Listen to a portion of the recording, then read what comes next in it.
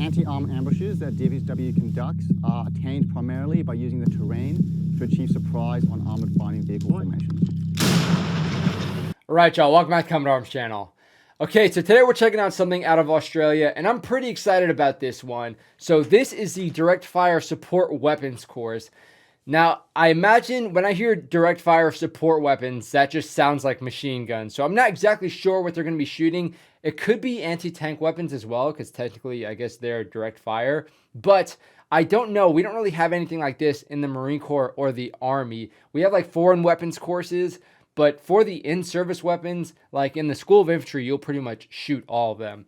Now, it looks like this course is exclusive to officers and NCOs. And it looks like it's 4 weeks long. So I'm guessing it's some sort of advanced training, but I don't know. It just sounds fun. And you guys know I love guns. So I'm excited. Let's check it out. DFSW is the Infantry Battalion's organic direct fire support weapon platoon. Our job is to provide the infantry battalions with multiple weapon systems and options for missions. Oh, okay. Okay, so this is just for a specific platoon, which sounds a lot more familiar. So in the Marine Corps, we have the weapons company, but we also have weapons platoons.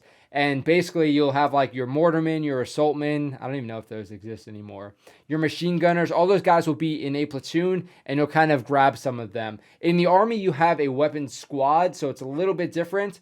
So I guess that's kind of what it's sounding like here. But I don't think we had like a specific course for that platoon, because all those guys, at least in the Marines, had their own MOSs. They specialized in being a mortarman or a machine gunner. So those are the only sort of training pipelines they go through.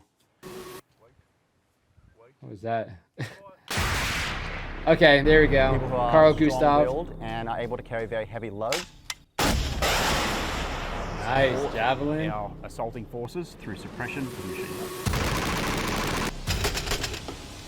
Is a Javelin really direct fire though?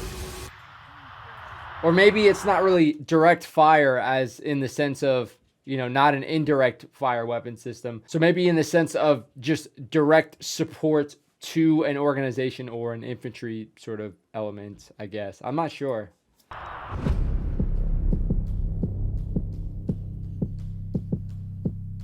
Cool terrain.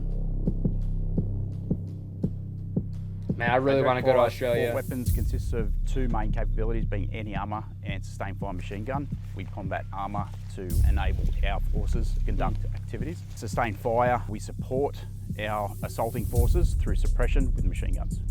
Nice gear too. So the Mark 47 is Wait, what are they doing? Why are they? They're not even like, unless they had like some sort of computer system, but I have no idea what that was. The Mark 47 is an automatic grenade launcher that DFSW can use to provide support to the infantry companies with high precision rounds. Oh, that thing looks intense. That's like a Mark 19, but on steroids. Still sounds goofy though. Weapons currently consist of the Mag 58, which is a 7.62 weapon, and a 50 cal, which is a 12.7mm weapon system. Yes, they're pretty standard. Infantry companies with machine gun support from long ranges, because we use C2 sights that allow us to fire in both direct and indirect roles. What the f? I've never seen. It's so weird. It's like a sort of mortar aiming system, but it's on a machine gun.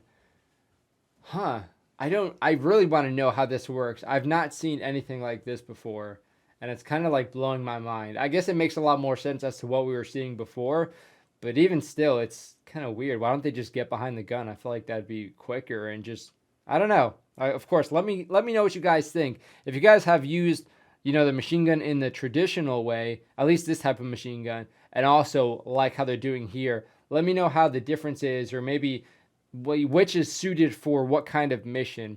I imagine if you're in a dedicated support by fire, this might be okay, especially if you have like certain target reference points.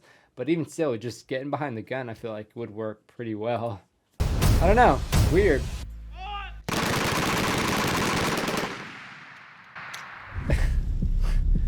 It's so weird. That DFSW conducts are attained primarily by using the terrain to achieve surprise on armored fighting vehicle formations. Hell yeah.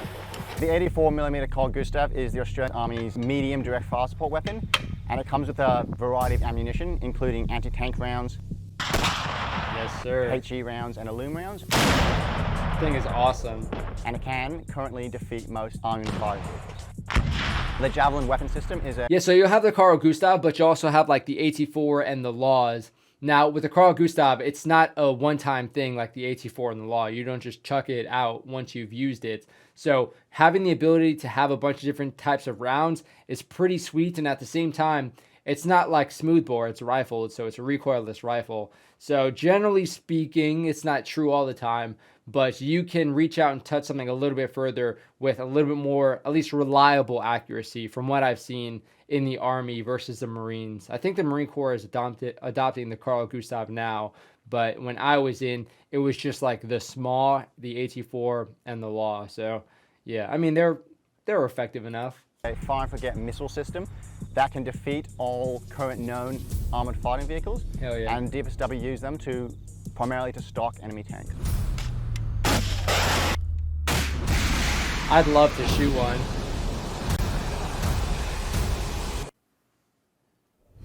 Within the DFSW platoon, we're looking for young, motivated soldiers who are keen to better their profession. People who are strong-willed and are able to carry very heavy loads. Strong in To be able to general. have agile minds, allowing us to achieve multiple mission sets. Okay. Huh. Interesting. I've not seen that before. That's interesting compass technique. Those Illum rounds are so cool. All right. Yeah, some pretty badass weapon systems. Now, I will say with the Javelin, we had our dudes who were specialized on the Javelin, but they didn't get to shoot it too often. So the off chance that I got to shoot a Javelin was pretty much non-existent. So never got to shoot that one, but the other ones I've been able to get my hands on. But yeah, the way that they implement those machine guns was really odd. Even like the way that the machine guns were set up, they're all right next to each other. And that might just be like a range kind of, I don't even know. If they're set up in a support by fire, I guess they don't really need that much dispersion. But yeah, seeing them that close and kind of just all looking through like this optic thing and then shooting a burst at the same time, just really interesting. Again, I imagine if you have a specific area you want to suppress, you can have these machine guns already locked on to these certain, positions with target reference points or what have you. Maybe using like an azimuth. So you shoot it to a certain degree and the other one's kind of offset. So you can kind of like interlock the fields of fire for those machine guns. So if you want to be like, okay, while these guys are maneuvering, they're going to suppress this area. And we know it's going to suppress this area because we have it like dialed in or what have you. So I can kind of understand it, but even still, like, it's hard to replace some dude just getting behind the machine gun. At least someone that's proficient with the machine gun. But I'm sure it's got its utilities. I just want to know what you guys think about it, especially the Aussies out there who have utilized that sort of system. Because, yeah, it's really kind of mind-blowing for me. I've not seen that before. And, yeah, I don't know. It's kind of cool. I mean, again, it's cool to see infantry elements doing things differently. I mean, it just gets you thinking about certain things. But this looks like a pretty cool course. I'm not sure exactly what the direct fire support weapons platoon or whatever. I'm not sure what those guys have to do, if there's like a sort of selection process. Because the way they made it sound is, that we want these types of people to come here. So it sounds like it's kind of an application or a tryout kind of thing, but I'm not really too sure.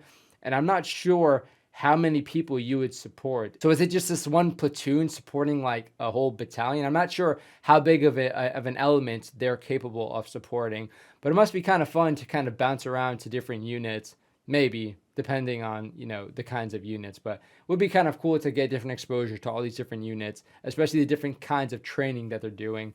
But yeah, pretty interesting video. A lot to talk about for a 3-minute video, I will say that. But of course, let me know what you guys think. Let me know your personal experiences. And if I'm just saying anything stupid, which is totally possible, because in the infantry, you can start saying some pretty antiquated stuff very quickly. And I just want to be aware if I am doing that. But yeah, hopefully you guys enjoyed the video. I definitely enjoyed it. Of course, it's always cool checking out all these different sort of weapon systems. And thank you guys for the recommendation. I don't know if this was sent to me on Discord, but yeah, the Discord Instagram and the comments section are awesome places for me to get some recommendations. So I do appreciate you guys sending those recommendations. Keep them coming because these videos are always really dope to check out. Hopefully you guys appreciate sort of feedback I'm able to add to it, but this one I'm just like, what's that? What's with that? So I don't know. It is kind of cool to check it out together at least. But thank you guys for watching.